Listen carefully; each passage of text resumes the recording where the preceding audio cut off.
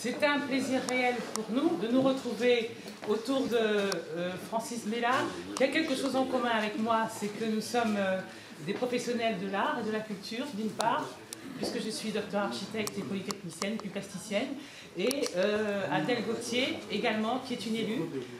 Je forme les leaders et je donne beaucoup de conférences sur le leadership empowerment. Ce que je dirais, c'est que le moment est venu maintenant pour nous, en France, de pouvoir impulser un nouveau courant.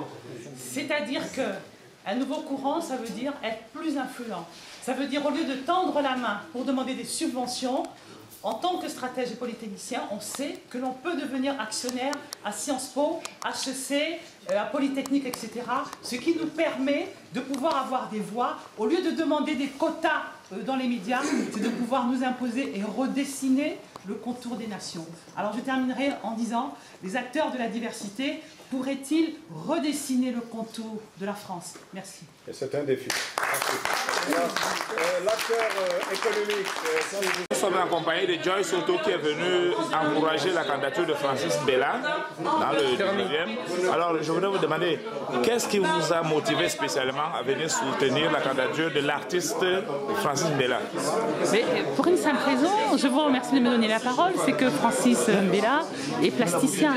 Et moi je suis aussi plasticienne, d'une part. Et d'autre part, c'est quelqu'un qui a un long parcours. Je peux dire qu'il a un profil de producteur puisqu'il a produit énormément d'expositions et je suis productrice également. Et le troisième point que nous avons en commun, c'est que nous sommes, c'est vrai, d'origine camerounaise, mais nous sommes du même bord. Et je crois qu'en France, le moment est venu pour la diversité de pouvoir apporter quelque chose de nouveau. Et Francis... Oui, mais donc c'est pas juste un soutien corporatiste? Non, il est pluriel. Oui. Mais alors, c'est quoi vos idées en commun avec M. Francis Bella? Qu'est-ce que vous partagez comme idée par rapport à la politique? C'est la diversité. Oui. C'est l'influence et la diversité. Donc il faut la place pour la diversité. C'est le leadership empowerment, le pouvoir des leaders. Oui. Les leaders issus de la diversité peuvent-ils apporter un nouveau courant en France et dans la francophonie?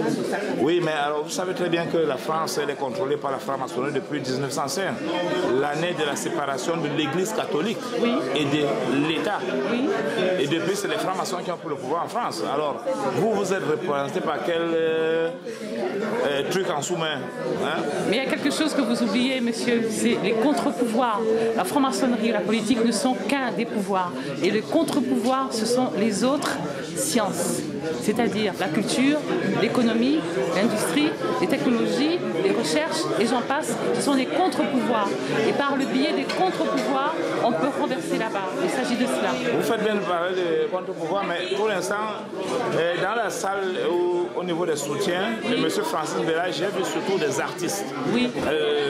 Il y a des couturiers comme Francis Boum, je vois des artistes, vous aussi vous faites partie du domaine de l'artiste. Oui. Bon, je vois surtout les gens du domaine de la culture. Alors parmi les contre-pouvoirs que vous évoquez, je n'ai pas vu beaucoup de gens d'autres domaines, hein, en dehors de la culture. Oui, mais notamment le domaine industriel. Je ne vois pas d'industriel ici. Je vois surtout des artistes à gauche et à droite qui viennent soutenir leurs collègues artistes. Oui, mais si nous décrochons du volet artisanal pour aller vers un volet beaucoup plus national, on parle d'industrie culturelle. La culture, c'est l'artisanat. L'industrie culturelle, ce sont les infrastructures qui permettent justement de se saisir des matières premières que représentent l'art et l'artisanat pour aller vers l'industrie. Et l'interpellation, c'est cela, c'est que les artistes francophones ne soient plus que des artisans, mais qui deviennent des producteurs, des décideurs et des gouverneurs. D'accord, je vous remercie beaucoup, Madame Joyce Soto.